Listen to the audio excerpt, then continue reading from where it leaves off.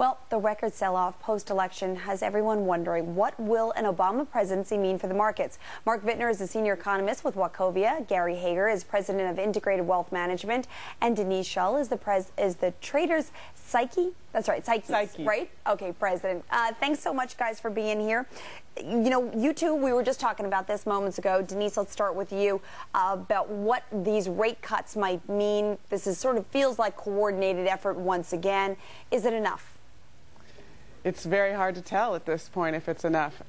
We're in a serious recession, or we seem to be in a serious recession. The earnings are not coming out well, and I think we've got to be in a wait-and-see attitude. I mean, we're clearly in a bear market. Is this enough? The banks still aren't lending. I'm not sure. You know, Gary, it's interesting. I would think, looking at the 1.5%, the decision by the Bank of England, it's so far ahead of what everybody was expecting that perhaps that sends a signal that they're that much weaker in their economy than people were expecting. I mean, everybody knows that they've got an issue, but maybe it does the wrong thing for the markets, and that's why we're seeing Europe sell off again. I think that the Bank of England just wanted to basically make a big statement. I've explained that the impending rate cut by the ECB is another scoop of ice cream on a 36-scoop sundae. It's like, how much more can we do? The Bank of England, I think, saw it that way and said, you know what, we're going to put the chocolate sauce, the whipped cream, and the chopped nuts on it as well, and see if we get some impact out of it. Overall, I like the move. I think it's a bold move.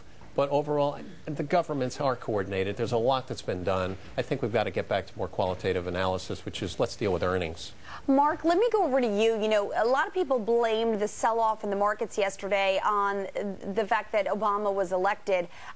You know, I'm not sure I believed in that. We did see the largest rally on Election Day. And so, yeah, we sold off a lot yesterday, but we also saw the ADP and the Challenger and Gray numbers, and the jobs tone looks horrific. Yeah, I think it had more to do with the economy than the presidential election result.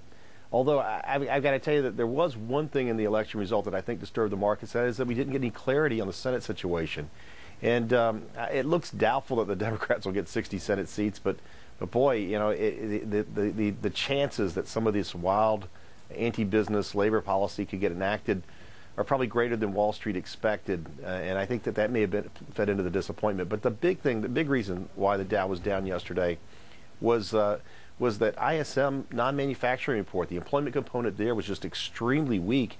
And when you plug that into your models, you plug that into our model, we had a 255,000 non-farm job loss forecast for Friday.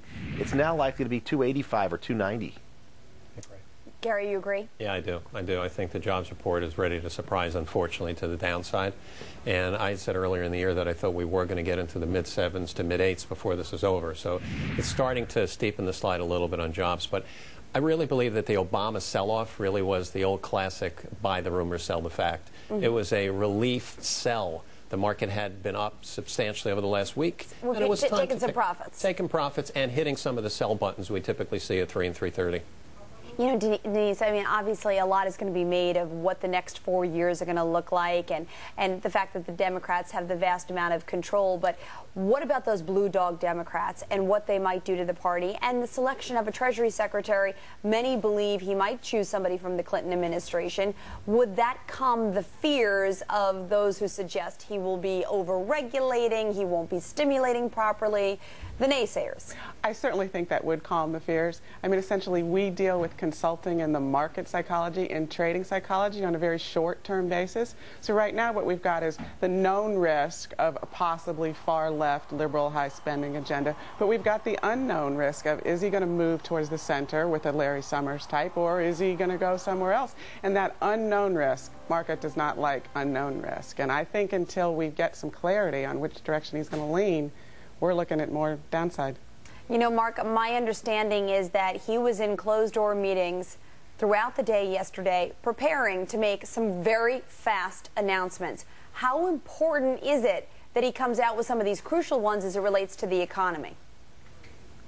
Well, the Treasury Secretary announcement is absolutely critical. And what we need to have is some sort of clarity that we've got someone in there who understands exactly where we are in the credit crisis and what needs to be done. And to that extent, Timothy Geithner might be like the ideal choice because he's already involved in this. And that might just put away any fears that, gosh, we're going to have some sort of an interruption between what's been done and what still needs to be done.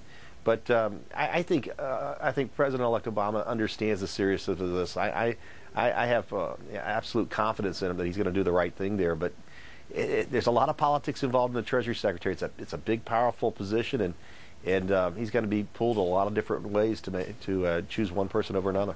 All right, guys, just to wrap this up, Gary, what do we expect today? I mean, is it all about the anticipation of the numbers tomorrow morning, the employment number tomorrow? But we also have jobless claims in about an hour and 15 minutes. I mean, the bank rate cut by Bank of England, coupled with the jobs rate cut, will basically give us better direction for the day, but I'm expecting a sell-off today. All right, well, those futures are not looking so pretty right now. We're actually now down 1.25% on the Dow, down 116 points. The S&P down 15, so down about 1.5%, and NASDAQ down closer to 2%. All right, guys, Mark, Denise, and Gary, thank you guys so much for joining us this morning. Coming up on Money for Breakfast.